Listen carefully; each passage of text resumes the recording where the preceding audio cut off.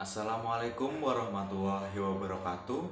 Perkenalkan, nama saya Muhammad Niza Maulana dari program studi Ekonomi Syariah bagian kelas C semester 1 dengan nomor NIM 21141200525. Tujuan video ini adalah untuk memenuhi tugas akhir semester mata kuliah Metodologi Studi Islam tentang tokoh Nasir Hamid Abu Zaid. Biografi dari Nazir Hamid Abu Zaid. Nazir Hamid Abu Zaid lahir pada tanggal 10 Juli 1943 di Kurhafa, Provinsi Tanta, Mesir bagian barat, dan beliau meninggal pada tanggal 5 Juli 2010. Saat berusia 8 tahun, dia telah menghafal 30 juz. Pendidikan tertingginya mulai dari S1, S2, dan S3 dalam jurusan Bahasa dan Sastra Arab diselesaikan di Universitas Kairo dengan predikat Haig Honors.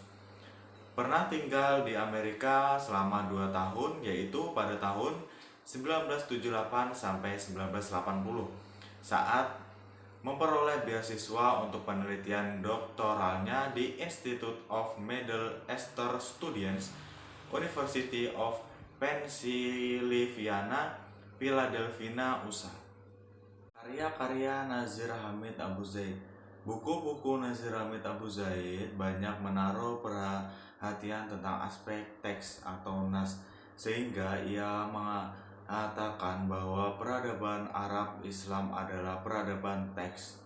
Maka ia banyak menulis buku-buku yang mengupas persoalan teks seperti Mafhum al-Nas, Dirasa fi Ulum Al-Quran, Naqli Al-Kitab Al-Din, Al-Ittija Al-Aqli fi Tafsir, Filsafat Al-Ta'wil, dan masih banyak lagi. Pemikiran Abu Zaid dalam Islam salah satunya ialah tentang Al-Quran yang merupakan produk budaya Arab, dan karena itu menurutnya posisi Al-Quran sama dengan teks kebudayaan lainnya. Selain itu juga kajian yang harus dipakai adalah homosentris, bukan teosentris, tetapi pemikiran itu memicu kontroversial. Salah satu gagasan kontroversialnya adalah bahwasannya Al-Quran adalah produk budaya, yang mana gagasan ini telah menimbulkan banyak polemik sehingga banyak kalangan mengatakan bahwa ia telah menghina Al-Quran dan menistakan agama.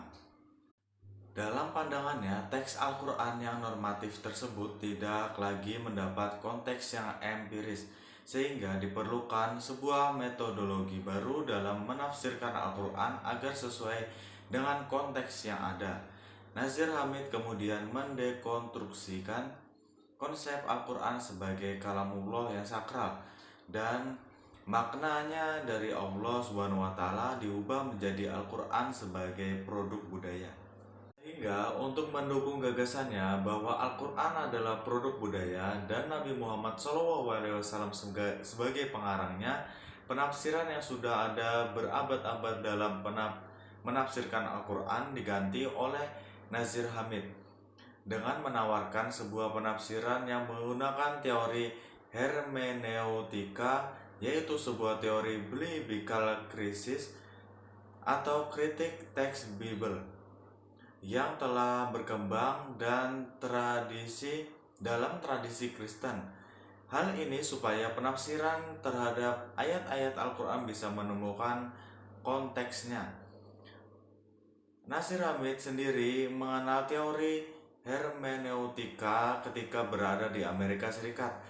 Dengan menerapkan teori hermeneutikanya tersebut, Hamid menggunakan metode analisis teks bahasa sastra yang dalam ilmu tafsir lebih dikenal dengan tafsir adabi atau penafsiran bercorak sastra terhadap Al-Quran.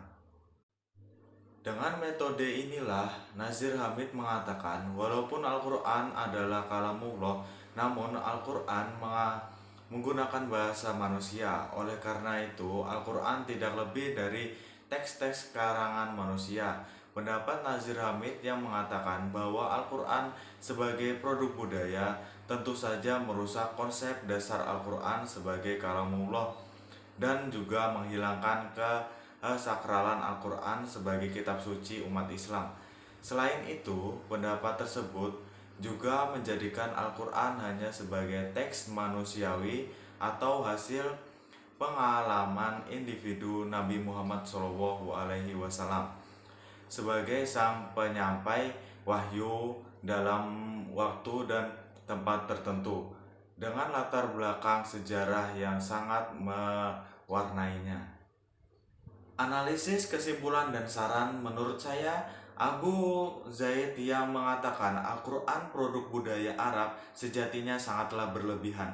Ini akan membawa konsekuensi timbulnya pendapat segala sesuatu terjadi di dunia ini di luar kehendak dan perbuatan Allah, serta akan menimbulkan anggapan bahwa teks Al-Quran tidak suci, padahal segala sesuatu yang membawa kepada kesucian pada hakikatnya dia juga suci.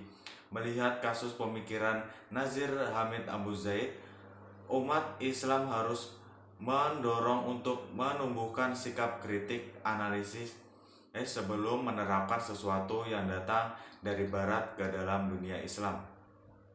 Terlebih jika hal tersebut mengimplikasikan kepada pemahaman yang fundamental terhadap keyakinan dan akidah terkait dengan Al-Quran dan konsep wahyunya.